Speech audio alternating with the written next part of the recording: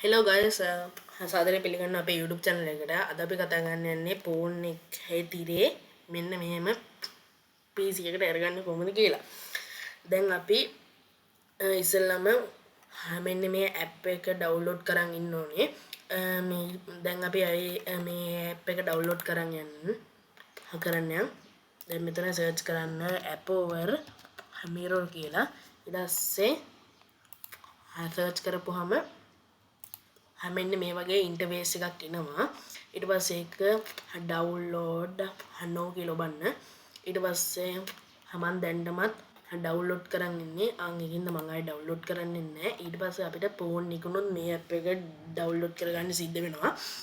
දැන් අපි Play Store එකට ගිහිල්ලා මේක ඩවුන්ලෝඩ් කරගමු. මේ ඇප් over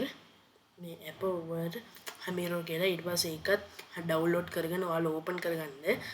මට මේක පෙන්නන්න විදියක් නැහැ. මම ඔයාලට කාස්ට් කරලා තියෙන හින්දා.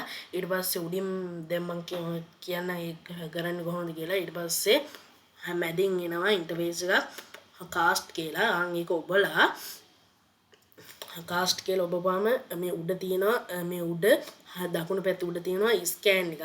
ඊට පස්සේ ඔයා මේකෙන් ගිහිල්ලා ස්කෑන් කරගන්න. ඊට පස්සේ ඔයාගේ ලැප් එකේ මෙන්න මේ විදිහට මේ ෂෙයා වෙනවා.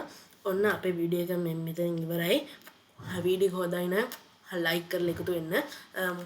සබ්ස්ක්‍රයිබ් කරන්න. මේ යාළුවන්ට දැනගන්න ෂෙයා කරන්න. Thank you.